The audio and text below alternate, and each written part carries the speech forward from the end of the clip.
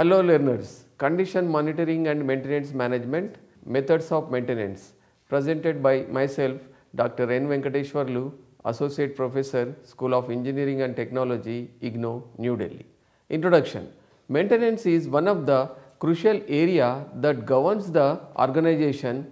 With the advancement and rapid growth in technology, the adoption of this technology is also increasing at very fast rate in industries. Consequently, the maintenance of such production machinery is also getting more and more important and significant. Yet, in most of the industries in India, owing to various reasons, the capacity utilization is less than 60%. Thus, to keep the machines in a state of maximum efficiency with economy, a correct policy of maintenance is to be chosen. Various methods, policies of maintenance are discussed in this video lecture, from which an organization may select one or more to suit its requirements. Objectives. After listening to this video, you should be able to understand different methods of maintenance strategies or policies, explain failure based maintenance, describe contractual maintenance, discuss reliability centered maintenance, understand time based maintenance. These are the various objectives we are going to learn in this video lecture. Learners, you can also read the units regularly so that listening and reading, then you can understand better. Methods of maintenance. Different philosophies have classified the maintenance methods in numerous ways, of which the following is the most comprehensive methods. To understand various maintenance methods, let us discuss under two heads in planned and unplanned strategies. The planned strategies are designed on basis of certain maintenance characteristics such as number of failures or frequency of failures or duration of failures, time between failures and time to repair, machine condition and machine life, reliability, maintainability and availability, and so on. Summing up all these, we can classify four philosophies in planned strategies. These are reliability centered maintenance, time based maintenance, condition based maintenance and total productive maintenance. Under unplanned strategies, we find failure based maintenance and contractual maintenance. These are the various methods. These are further classified into various methods depending upon their dominant features. Failure based maintenance is divided into breakdown maintenance and operative failure and corrective maintenance, emergency maintenance. Then contractual maintenance, service contracts, subcontracts, maintenance provided by the original equipment manufacturers, maintenance in the warranty and guarantee periods, etc. Reliability centered maintenance is again divided into maintenance prevention, design of maintenance, productive maintenance and predictive maintenance. Then time based maintenance is divided into three parts. One is preventive maintenance, scheduled maintenance and shutdown maintenance and planned maintenance. Condition based maintenance is again divided into dynamic predictive maintenance or condition based maintenance. Then total productive maintenance is divided into TPM, Tero technology and physical assets management. These are the various methods of maintenance. Then what is failure based maintenance? This is an unplanned maintenance because the failures considered occurring at most inconvenient times. Thus, the failure based maintenance techniques such as breakdown maintenance, emergency maintenance, operative failure and corrective maintenance, etc. are difficult to plan since the breakdowns and emergency occur at unknown or unpredictable times. So, learners, the failure based maintenance we can't predict. So, at any time it can fail. So, for that this failure based maintenance can be utilized. Hence, we can infer that this maintenance philosophy goes on the basis of failures. Therefore, one should understand different types of failure before using these strategies. The failures are classified in different ways. A brief outline of classification of failures is given below for ready reference.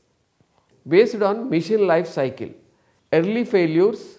In the early days of its life, the machine expected to have some design failures or failures due to unsuited environment or due to users' carelessness, etc. The early failures are usually taken care by the original equipment manufacturers as they are covered under the warranty and guarantee period. Random failures. These failures, also called as chance failures, occur randomly. The emergency maintenance and breakdown maintenance are suitable depending upon the significance, critical, normal or unimportant of the operation carried out on the machine. Wear out failures. These failures occur on age-old machines due to worn out parts. In case of these failures, the original equipment manufacturers, conditioning, etc. are used. Based on cost of failure, minor failures, medium failures, major failures and catastrophes. Based on frequency of failures, recurring failures and rare failures. Based on length of failure, short failures, medium failures, long failures. Based on intensity of failures, progressive failures, constant failures and retrogressive failures. Breakdown maintenance. According to Murphy, if a machine can fail, it will. Hence, no machine is completely immune to failure. Every machine experiences the breakdown on some day or other, even no matter how carefully it is run according to its specifications and ambient operating conditions. These breakdowns may occur due to unpredictable failures or gradual wear and tear of the machine parts. In the event of such failures, breakdown maintenance policy is usually adopted. When the continuous running of machines is not compulsory or on these machines which do not affect any production flow due to this shutdown, this policy is suitable. The breakdown maintenance work starts on the machine from the moment it fails and ends when it is repaired and handed over to the production personnel or machine is put under use. Except the normal lubrication and cleaning, this system is no way concerned to prevent the occurrence of the breakdown, but gets alert when the breakdown has occurred. Hence, in most of the cases, this system reduces the machine utility directly and indirectly and thus results in low machine efficiency, because this type of maintenance usually takes a long time to repair. The moment the machine fails, it is said to be in down condition. When the machine is repaired, that is, when the machine is put into operation, it is said to be in up condition. The time taken between any two consecutive failures, that is, from the moment a machine is kept in use to the moment it next fails, is called the time between failures or TBF.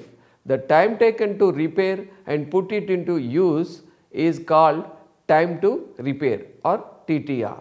Emergency maintenance. Though this maintenance is used with the same sense of that of breakdown maintenance, a little difference exists.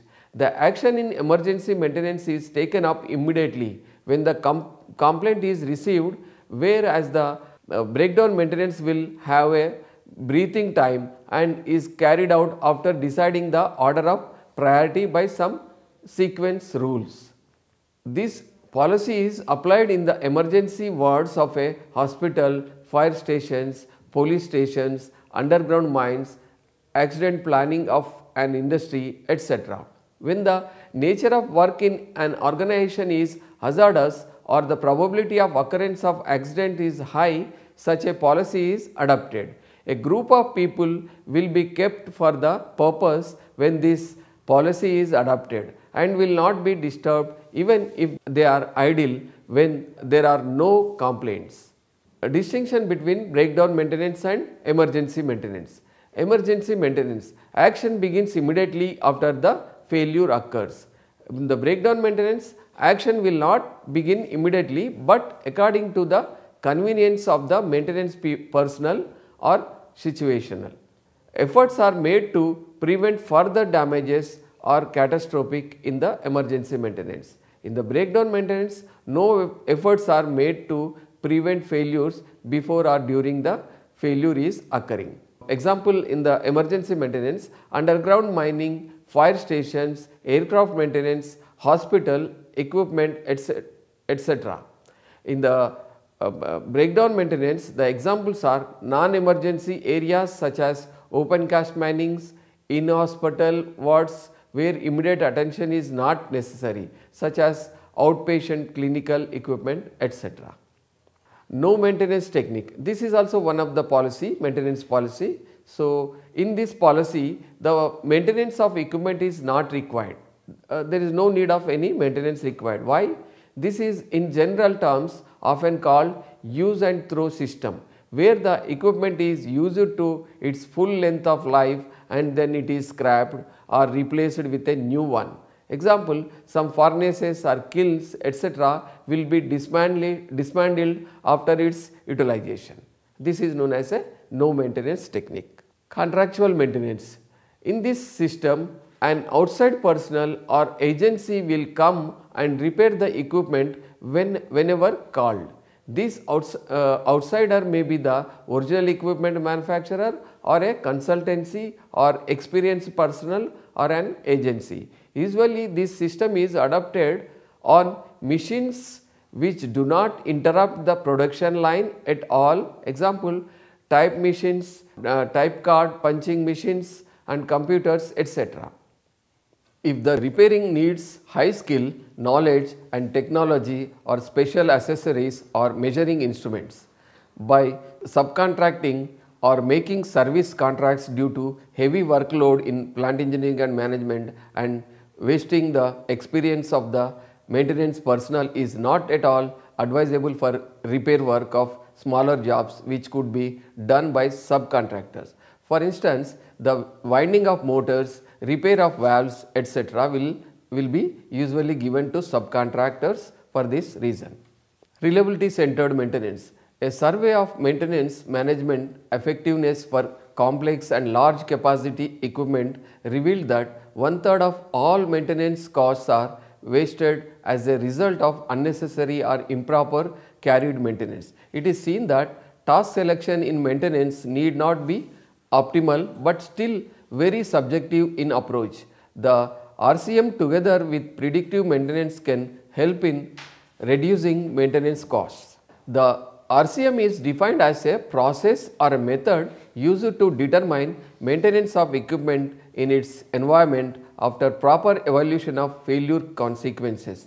The RCM is a systematic approach to quantitatively assess the need to perform or revise preventive maintenance tasks and plans. The RCM focuses on the system function, functional failures, dominant failures and their effects. The RCM uses decision tree to classify the criticality based on the consequences of analysis to identify applicable and significant tasks.